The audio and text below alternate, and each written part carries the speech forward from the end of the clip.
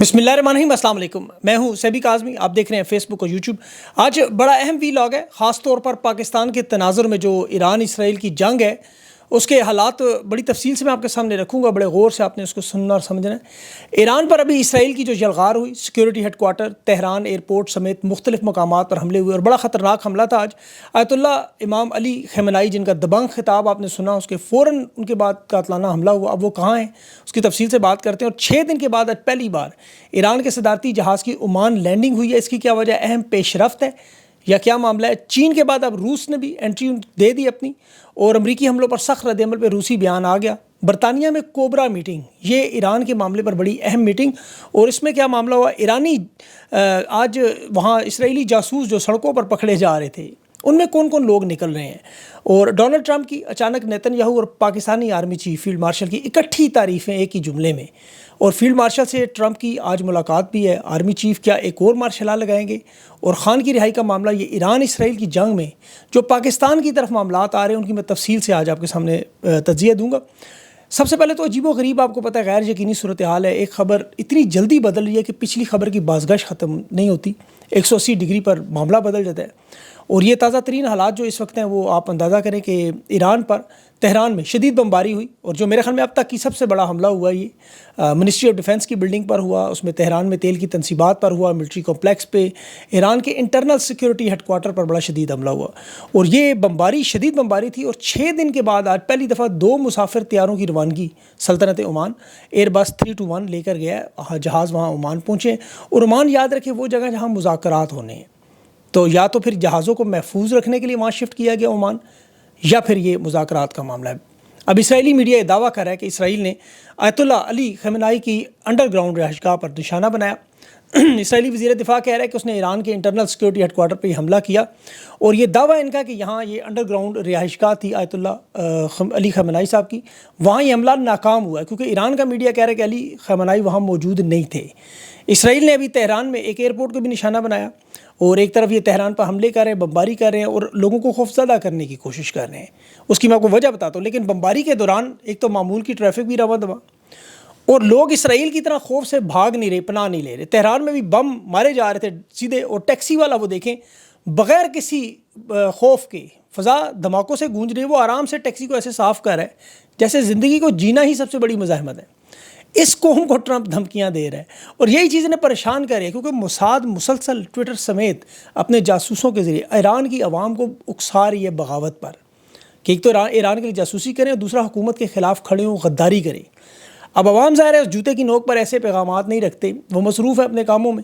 Israel दावा कर रहा है कि ईरान के पास अब कोई एयर डिफेंस सिस्टम नहीं, और अगले हफ्ते में कुछ बहुत बड़ा हो सकता है। यही बात डोनाल्ड ट्रंप भी कह रहा है, जी मुमकिन हमलों का इशारा। लेकिन साथ मुनाफ़िकत वाले बयानात भी आ रहे हैं। ये गेम खेल है शायद।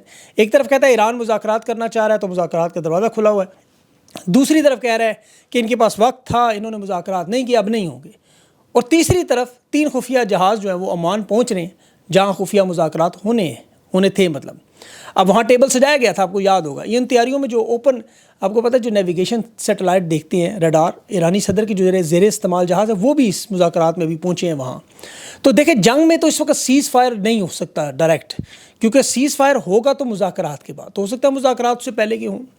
अब यहाँ पर वॉल स्ट्रीट जर्नल का, अमेरिका का बहुत बड़ा आर्टिकल आया कि इसराइल के दिफा के 7 से 12 दिन का असला है, सिर्फ दिफा इनका शदीद कमज़ोर है। इसीलिए डोनाल्ड ट्रंप ने कहा कि इस हफ्ते में बड़ा कुछ हो सकता है, क्योंकि उनके पास वक्त सिर्फ ये 7-8 दिन ही है। अब ईरान पर वो मुसलसल हमले भी कर रहे हैं, और ईरानी फ़ौज ने भी हैफ़ा में वहाँ लोगों से अपील की कि आप फ़ौरन शहर खाली करें, कि आज रात इन हमलों का जवाब आएगा। और ये बड़ा शदीद और ख़तरनाक हमला ईरान की तरफ से होगा, और ये आज रात को होगा। हो सकता है जो मेरा अगला वील होगा उसमें उसकी तफसील उस वक्त तक आ जाए, क्योंकि ताज़ा तरीन जो ईरान ने अभी मोसाद के जासूसों की वीडियोज़ जारी की, जिस तरह वो ट्रक में बारूद लेकर भाग रहे थे, उन्हें पकड़ रहे सड़कों पर, जिस तरह लगता है उन्हें भी मिसाइलों के साथ बांध के इसराइल भेजेंगे। लेकिन अब ये मामला किस तरफ जा रहा है देखें। जो ईरान के इर्द गिर्द ममालिक हैं, क्योंकि असल मामला तो रजीम चेंज ऑपरेशन का, ये ज़रा ज़हन में रखें। अब हर मुल्क ने क्या क्या किरदार अदा करना है, और क्या कर सकते हैं और क्या कर रहे हैं। मतलब अफ़गानिस्तान की बात करें, अफ़गान तालिबान ईरान की हिमायत में उन्होंने मज़म्मत की, ठीक ठाक किस्म की, लेकिन खुलकर सामने नहीं आए जो सोचा। हालांकि दोनों का नज़रिया अमेरिका की मुखालफत थी। अब मसले की मिसाइल तो अपनी जगह पे हैं। 2021 में जब काबुल में ये आए तो उस वक्त सफारती ताल्लुकात ईरान के बहाल हुए, तिजारत भी हुई। اب افغان طالبان کوشش کریں کہ سفارتی سطح پر اپنے آپ کو تسلیم کروا لیں. وہ کسی بین الاقوامی جنگ میں فریق نہیں بننا چاہتے, خاص طور پر ایسی جنگ میں جس میں اسرائیل, امریکہ اور نیٹو ہوں. ابھی جو افغان طالبان کا ایک وفد روس پہنچا ہے, بظاہر تو ورلڈ اکنامک فورم کے نام پہ ہے, لیکن روس کی طرف سے جو ہدایات ملیں گی اس کے بعد یہ جو کریں گے, کیونکہ روسی صدر نے ٹرمپ کو فون کیا اور ٹرمپ نے تسلیم کیا کہ ہماری بات ہوئی, ایران اسرائیل کی جنگ بندی کی پوٹن نے آفر کی, لیکن اس نے کہا نہیں پہلے ہم یوکرین کا مسئلہ حل کریں پھر اس طرف آئیں گے. تو اس کے ساتھ پھر برطانیہ میں بھی بہت بڑی میٹنگ, کوبرا میٹنگ اسے کہتے ہیں. کوبرا میٹنگ بیسیکلی اصل میں ان کی جو کیبنٹ آفس بریفنگ روم ہے. اب یہ برطانیہ کی ہائیسٹ لیول کی میٹنگ جو بڑے عرصے سے نہیں ہوئی, وزیر اعظم کی نگرانی میں ہوتی ہے. جب کوئی ہائی الرٹ معاملہ ہو, کوئی بین الاقوامی جنگ میں شرکت کرنی ہو نہ کرنی ہو, یا دہشت گردی یا سیکورٹی, اب اس میں وزیر اعظم, اس کے ساتھ وزیر داخلہ, وزیر دفاع, خفیہ ادارے جو ان کے MI6 MI5 ماہرین, سائنسدانوں کو بلایا جاتا ہے کیونکہ ظاہر ایٹمی معاملہ ہے. تو یہ میٹنگ اس لیے بلائی گئی کہ ایک ایئر بیس ہے ڈیاگو گارسیا, جہاں امریکہ کے B-2 بامبرز کھڑے ہیں. یہ وہ جہاز ہیں جن کی مدد سے ایران میں فوردو میں یہ ایٹمی تنصیبات پر حملہ کرنا چاہتے ہیں. اس کے بغیر یہ ممکن نہیں, اور جہاز کھڑے ہیں ایسی جگہ جو برطانیہ کا جزیرہ ہے, موریشس اور برطانیہ کا. تو اب برطانیہ کی طرف سے کیا ہوگا, یہ بڑا اہم معاملہ ہوگا, کیونکہ B-52 کے بعد پتہ چلے گا کہ کس طرف جا رہے ہیں. اب پاکستان کے آئندہ آنے والی جو سیاست ہے, پاکستان کے حالات ہیں, خاص طور پر عمران خان کی رہائی کا معاملہ, ایران کی اس جنگ میں پاکستان کا رول کیا, اور آنے والے حالات میں کیا نقشہ, وہ میں آپ کے سامنے رکھتا ہوں. آج ویسے خان کی یاد بڑی آئے گی, کیونکہ تاریخ کا واحد لیڈر اور مرشد جس نے امریکہ کی آنکھوں میں آنکھیں ڈال کے کہا ایبسولوٹلی ناٹ. خان کو آپشن دی کہ ہمارے ساتھ ہو یا نہیں, خان نے جواب دے دیا. آج بھی اس سے جیل میں بار بار یہی پوچھا جاتا ہے, وہ کہتا ہے ایبسولوٹلی ناٹ. یہاں ان سے پوچھا گیا آپ ہمارے ساتھ ہیں دہشت گردوں کو, انہوں نے کہا سرکار نہ ہم ان کے ساتھ ہیں نہ ان کے ساتھ, ہم تو صرف ڈالروں کے ساتھ ہیں جہاں سے ملیں. عمران خان نے تو ایبسولوٹلی ناٹ کہا, انکار کیا, بالکل اس طرح سے آج انکار ایران کر رہا ہے. تو خان کے جواب کے بعد تو اس کی حکومت گرائی, پارٹی توڑی, خاندان سمیت جیلوں میں قاتلانہ حملے, قید تنہائی, کال کوٹڑی میں ابھی بھی 50 ڈگری ٹیمپریچر میں قید ہے, موجود ہے, زنجیروں میں جکڑا یہ راجا. آج بھی سر لیکن فخر سے بلند کر کے آنکھوں میں آنکھیں ڈال کے اسٹیبلشمنٹ کو پھر کہتا ہے ایبسولوٹلی ناٹ. خان کی یہ ویسے ادائیں ایرانیوں سے بڑی ملتی جلتی, وہ بھی دیکھیں ایسے ہی ڈٹ کے کھڑے ہیں, قربانیاں دے رہے ہیں, شہادتیں دے رہے ہیں, نہ وہ ڈرتے ہیں نہ یہ ڈرتا ہے, اور مخالفین دونوں کو ایک جیسے ملے. وہ شاہ ایران کی پوتی یہودی امریکی تاجر بریڈلی شرمن سے شادی کر کے ممکنہ رجیم چینج اور اسرائیل امریکہ کی حمایت لے رہے ہیں, جس طرح ماضی میں وہ مغلیہ اکبر بادشاہ راجپوت ریاستوں کے, آپ کو پتہ ہے, بیٹے بہنیں شادیاں کر کے سلطنتیں مضبوط کرتے تھے. راجکماری جودھا بائی آپ کو پتہ ہے بہت بڑی مثال تھی اس کی. آج یہ بھی تھالی میں سب رکھ کے پیش کر رہے ہیں کہ خان کا راستہ روک دیا. کچھ لوگوں کو لگتا ہے خان کا راستہ روک, لیکن دیکھیں رب العزت وہ ہے جس نے یوسف علیہ السلام کو قید خانے سے نکال کے تخت پہ بٹھایا. تو یہ تو جو ہوگا وہ وقت دیکھے گا. تحریک انصاف کے لوگ ہمت نہ آ رہے, کچھ جن کو مایوسی لگ رہی کہ آج سب کچھ ہو جائے گا, ایسا نہیں ہے. کچھ سبق فلسطین ایران سے ہی سیکھ لیا کریں کہ نظریے پر کھڑے ہونا آسان کام نہیں, قربانیاں دینی پڑتی ہیں, اور خان دے رہا ہے. ٹرمپ نے آج 16ویں دفعہ پاکستان کی تعریف کی, کہتا ہے پاکستان کو بڑا پسند کرتا ہوں, ایٹمی طاقت ہے, ایران کو پسند نہیں کرتا, وہ ہتھیار بنا رہے ہیں ہمارے خلاف, اور وہ کہہ رہا ہے کہ ایران کی تو خیر میں جنگ لمبی نہیں چاہتا. پاکستان کے بارے میں کہتا مجھے کوئی فکر نہیں, ظاہر ہے وہ جرت نہیں کریں, کبھی سوچ بھی نہیں سکتے یہ. اب 78 سال کی تاریخ میں یہ کرتے کیا کر رہے. 1960 میں سوویت یونین کی جاسوسی کرنی تھی, تو سب سے پہلے 2 سال پہلے ایوب خان کو لے کے انسٹال کیا, پھر پاکستان سے اڈے لیے. 71 میں انہوں نے پاکستان توڑنا تھا, 2 سال پہلے یہ خان کو لے کر. 1979 میں افغانستان میں جنگ شروع کرنی تھی سوویت یونین کے خلاف, کو یاد ہوگا, 2 سال پہلے جنرل ضیاء الحق کو لے کے آئے. پھر جب 2001 میں افغانستان پر حملہ کرنا تھا, افغانستان کو تباہ و برباد کرنا تھا, تو پورے 2 سال پہلے یہ 99 میں مشرف کو لے کے آئے. مشرف آرمی چیف بنا تھا. پھر جنرل کیانی 2010 میں اوباما نے جب بلایا, جنرل کیانی نے 13 صفحات کا ایک پیپر اس کو دیا کہ آپ پاکستان کا ایٹمی پروگرام ختم کرنا چاہتے ہیں, ہمیں پتہ ہے ہیجانی کیفیت نہ پیدا کریں. یہاں 2010 تک کوشش ہوتی رہی, جو اب 2025 میں کہیں پوری ہوگی. اب آپ دیکھ لیں, میں آپ کو وہ سارا پیٹرن بتا رہا ہوں, یہ کوئی سنی سنائی باتیں نہیں ہیں. 2025 میں ایران پر حملہ کرنا تھا, یہ سارا منصوبے کے تحت لائے گئے آپ کے سامنے. یہ ہماری 78 سال کی بدقسمتی کی تاریخ ہے جس میں ہم جلتے رہے. کسی کو اسٹیٹ ڈنر, کسی کو لنچ کرا دیا گیا, بوٹیاں کھلا دیں, اور اس کے بعد پھر بوٹیاں کر دیں. عمران خان کی حکومت اسی لیے گرائی گئی تھی. دیکھیں رجیم چینج سے امریکہ نے جو بات منوانی تھی خان سے وہ نہیں منوا سکے. آج ٹرمپ تمام سفارتی پروٹوکول توڑ کے جمہوری صدر ہونے کا دعویٰ کرتا ہے. پاکستان کی تاریخ میں, بلکہ دنیا کی سفارتی تاریخ میں عجیب و غریب کام, پاکستان میں کبھی کسی آرمی چیف کو وائٹ ہاؤس میں اس طرح سٹنگ امریکی صدر نے نہیں بلایا, کوئی ملاقات نہیں ہوئی. بلکہ عسکری اور سفارتی طریقہ بھی یہ نہیں ہے. زہرانے میں امریکی کابینہ کے وزراء موجود ہوں گے, اور پاکستان کا کوئی سول حکومتی نمائندہ نہیں. مطلب ایک فوجی سطح کی اس طرح کی انفرادی ملاقات عالمی سطح پہ کیا ایک الگ طاقت مانی جا رہی ہے.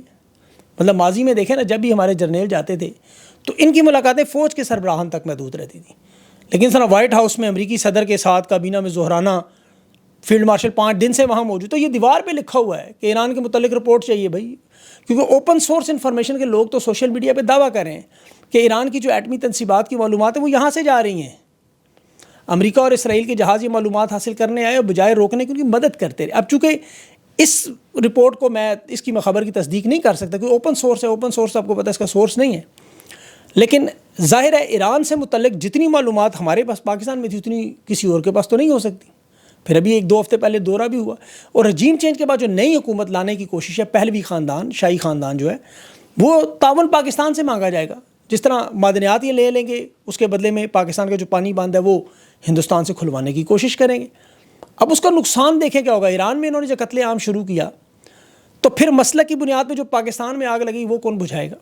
دیکھیں نا، ایران میں سپریم لیڈر آیت اللہ علی خامنہئی صاحب کو خدا نخواستہ یہ شہید کرتے ہیں یا ان کے قریبی ساتھیوں کا خون بہاتے ہیں، تو پھر مسلک کی آگ پاکستان میں جو 5-6 کروڑ لوگ ہیں وہ کیا کریں گے؟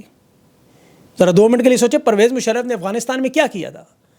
یہی ہاں کر کے 90,000 سویلین اور فوجی مروا دیے، 200 ارب کا نقصان کروا دیا۔ تو جس طرف یہ معاملہ جا رہا ہے، یہ تو کوشش کریں گے اگلی حکومت بھی اگر خدا نخواستہ ایران میں لائیں تو وہ علماء ایسے پاکستان میں موجود ہیں جس طرح یزید کے دور پہ تھے، وہ اس رضا پہلوی کی حکومت کو بھی جائز قرار دیں گے، قراردادیں پاس کروائیں گے، جی ہمیں منظور ہے۔ وہ جواد نقوی صاحب موجود ہے، مولانا طاہر اشرف، بے تحاشا ایسے جو ایران کی جنگ میں ایک لفظ نہیں بولتے۔ لیکن ہوگا کیا اس کے بعد؟ بلوچستان میں کیا ہوگا؟ اور سب سے بڑھ کر جو چین کا معاملہ ہے، یاد رکھیں، دیکھیں ابھی آپ کو خبر دوں کہ ہندوستان اس موقع سے فائدہ اٹھا کے 40,000 فوجی امرناتھ یاترا کی حفاظت کے نام پر مقبوضہ کشمیر میں بھیج رہا ہے۔ وہ مزید فوجی وہاں اکٹھے کر رہے ہیں، مناسب تیاریاں کر رہے ہیں۔ 1971 میں مکتی بانی اور وہ سارا جو معاملہ آپ کو پتہ ہے، ہندوستان کو 6 مہینے لگے تھے، ابھی تو 1 مہینہ بھی نہیں ہوا۔ ادھر ایران میں خدا نخواستہ حکومت بدلی، شہادتیں ہوئیں، یہاں پھر پاکستان میں مسلک کی بنیاد پر 20-25% لوگ کھڑے ہو گئے، اور یہاں بھی مذہبی جنگجو موجود ہیں۔ یاد رکھیں، جو پچھلے 20 سال ہم دیکھتے رہے وہی کچھ ہونا شروع ہو جائے گا۔ ادھر امریکہ تو ایران کے تیل پہ قبضہ کر لے گا نا، افغانستان والے نیوٹرل ہو جائیں گے کیونکہ ان کا تو کچھ لینا دینا ہی نہیں اس سے۔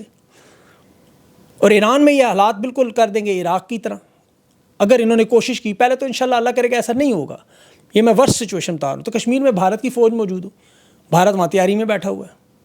میں ایران اس چیز پہ جو چیزیں ہمیں سمجھ آ رہی ہیں، نظر آ رہی ہیں، آپ کو سمجھ آ رہی ہیں، ان طاقتور لوگوں کو کیوں نہیں سمجھ آ رہی کہ یہ معاملہ اب خان کی قیادت اور رہائی سے بھی بہت بڑا ہونے جا رہا ہے۔ انہیں تو لگتا ہے نا جس ہم نے تحریک انصاف کو قابو پا لیا، اسی طرح یہاں جو لوگ اٹھیں گے ان کو معاملات میں دبا لیں گے، لیکن ایسا ہو نہیں سکتا۔ یہ 25,000 لوگ انہوں نے خود کہا ہے کہ پاکستان میں موجود ہیں، نہیں قابو پا سکے۔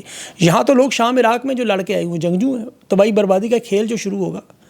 تو اس لیے میں یہ بات پاکستان کے محب وطن ہونے کے ناطے کہہ رہا ہوں کہ جو شام، اسرائیل اور ایران، دیکھیں شام، اسرائیل، ایران کے درمیان جب شام تھا ایک بڑا اہم علاقہ جسے ترکی نے فتح کروایا اور پھر ایران پہ چڑھ گیا، اب ایران اور جو ہے وہ پاکستان کے لیے ایک محفوظ ڈھال کے طور پر ہے۔ یہ خدا نخواستہ ایران کو گراتے ہیں تو پاکستان نہیں بچ سکتا، بلوچستان تو بالکل نہیں بچ سکتا۔ اور پھر ٹرمپ کی انہوں نے بات مان لی تو چین کبھی ان کے ساتھ نہیں کھڑا ہوگا۔ چین ہندوستان سے بچانے انہیں آیا تھا، وہ پھر اگر اس کے کیمپ سے نکل کے چلے گئے امریکی کیمپ میں تو وہاں تو آپریشن سندور کا انہوں نے اعلان کیا، وہ کہہ رہے جاری ہے۔ بھائی کیوں کہہ رہے ہیں جاری؟ معاملہ تو ختم ہو جانا چاہیے۔ لیکن 1971 میں جس طرح 6 مہینے لگے، یہ امریکہ کیمپ میں گئے تو پھر دفاع کا اللہ حافظ ہے۔